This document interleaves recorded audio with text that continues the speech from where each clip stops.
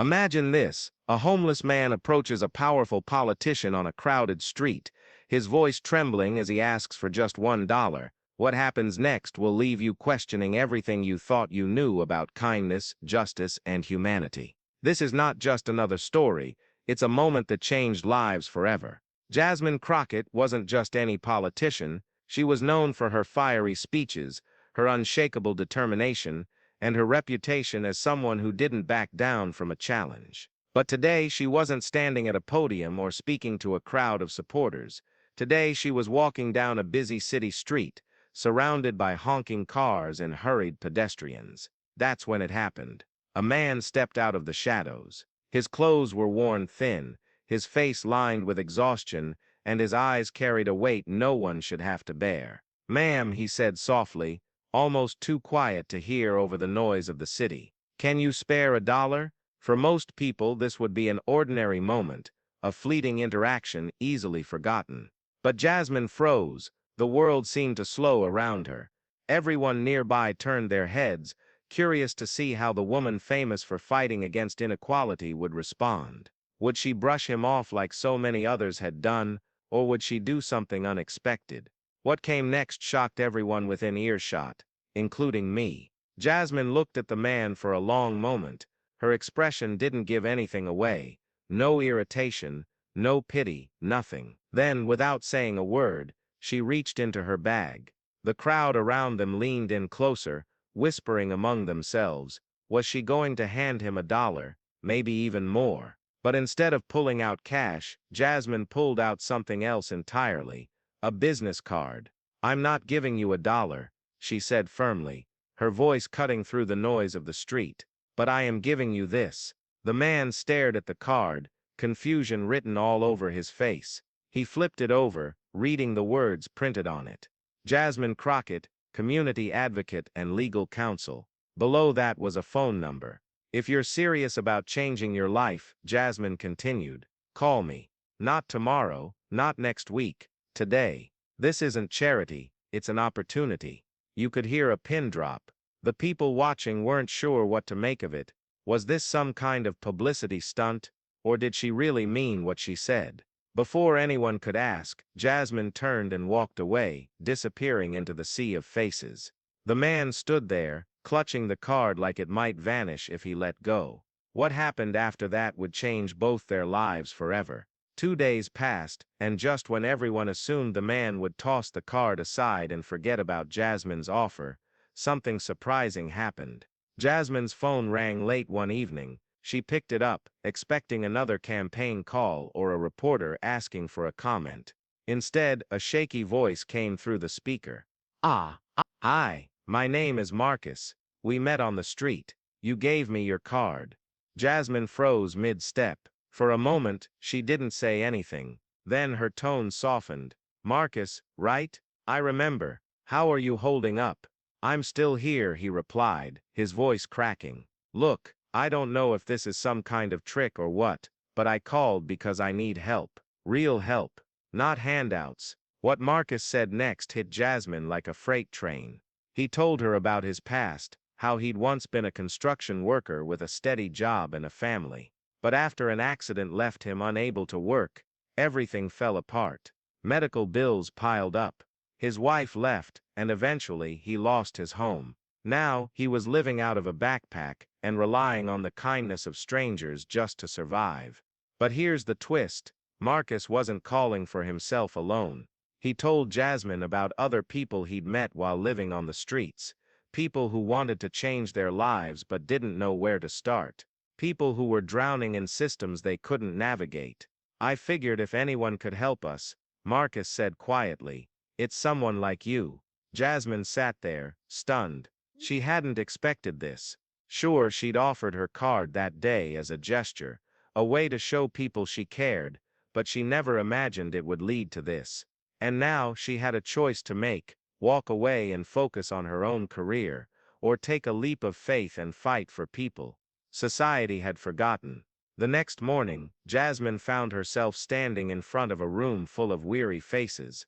Word had spread quickly among the homeless community about her offer to help, and now dozens of people were gathered in a makeshift meeting space.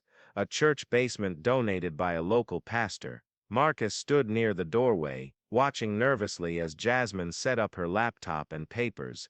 He wasn't sure what to expect. Was she really going to follow through, or would this turn out to be another empty promise? Jasmine took a deep breath and addressed the group. "I'm not here to give you money," she began, her voice steady but kind. "I'm here because I believe everyone deserves a second chance. If you're willing to work hard, and I mean really work hard, I'll do everything in my power to help you get back on your feet." One man raised his hand hesitantly. "What exactly does that mean? You gonna find us jobs or something?" "It means more than that," Jasmine replied. "Jobs are part of it, yes, but it also means helping you clear debts, access healthcare, reconnect with family if that's what you want, whatever it takes to rebuild your lives. It won't be easy though. Some of you might fail, and some of you will succeed. Not because of me, but because of yourselves." A murmur rippled through the crowd. Hope flickered in some eyes, skepticism lingered in others. Marcus stayed quiet, his arms crossed tightly over his chest. He wanted to trust her, but years of disappointment made it hard. Then came the moment that changed everything. As Jasmine handed out forms for people to fill out, a young woman stepped forward. Her name was Tanya, and she clutched a crumpled piece of paper in her hand. "Can you help me with this?" she asked, tears streaming down her face. She unfolded the paper. It was an eviction notice from 3 months ago, the reason she'd ended up on the streets. Jasmine scanned the document, her jaw tightening. Without hesitation, she grabbed her phone and dialed a number. "This is Jasmine Crockett," she said sharply into the receiver. "I need to speak with someone about overturning an unlawful eviction." "Yes, right now." The room fell silent as everyone watched her fight. For Tanya, for justice, for all of them. For the first time in years, these men and women felt seen, felt heard. But just as hope started to blossom, a new challenge emerged. A reporter appeared at the door, camera crew in tow. Someone had tipped them off about Jasmine's impromptu meeting. Within minutes, the story went live online. Local politician takes on homelessness crisis. But at what cost? Comments poured in, both praising and criticizing Jasmine's actions. Some called her a hero. Others accused her of using vulnerable people for political gain. The pressure mounted, and suddenly, Jasmine faced a decision that could define her career, and the futures of everyone in that room. Would she stand by her word, even if it cost her everything? Or would she retreat under the weight of public scrutiny? The room was silent, as Jasmine stared at her phone, scrolling through the flood of notifications. Reporters were camped outside her office, demanding statements.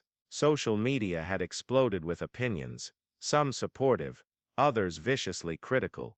And then there was the call she'd just received from her campaign manager. "Jasmine," he'd said, his voice tense, "you're killing your chances of winning the election. You need to shut this down before it gets worse." She looked up at the faces in front of her, Marcus, Tanya, and the others. They weren't just names or statistics anymore. They were real people, counting on her. She'd promised them a way out, a chance to rebuild their lives. But now, the cost of keeping that promise was clearer than ever. "I'll handle it," she told her manager firmly before hanging up. Then, turning back to the group, she forced a small smile. "We're not done here," she said. Not by a long shot.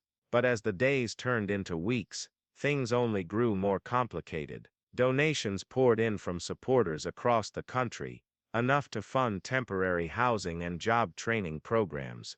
Yet every step forward seemed to bring 2 steps back. Legal battles dragged on. Critics accused her of exploiting the homeless for publicity. Even some of the people she was trying to help began to doubt whether they could truly change their circumstances. And then came the night that changed everything. Marcus showed up at Jasmine's apartment, unannounced, his face pale, and his hands trembling.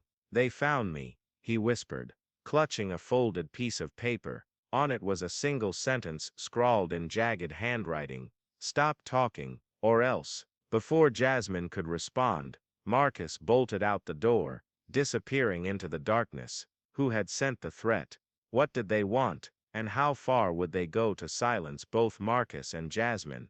As the camera fades out, one question lingers in the air. Will Jasmine continue fighting for justice, even if it means risking her life? If you're wondering who sent that threat, and whether Jasmine will risk everything to keep her promise, you won't want to miss what happens next. Click the notification bell so you'll be the first to know when part 2 drops this Friday. And while you're here, don't forget to share your thoughts. Would you have taken the same risks she did?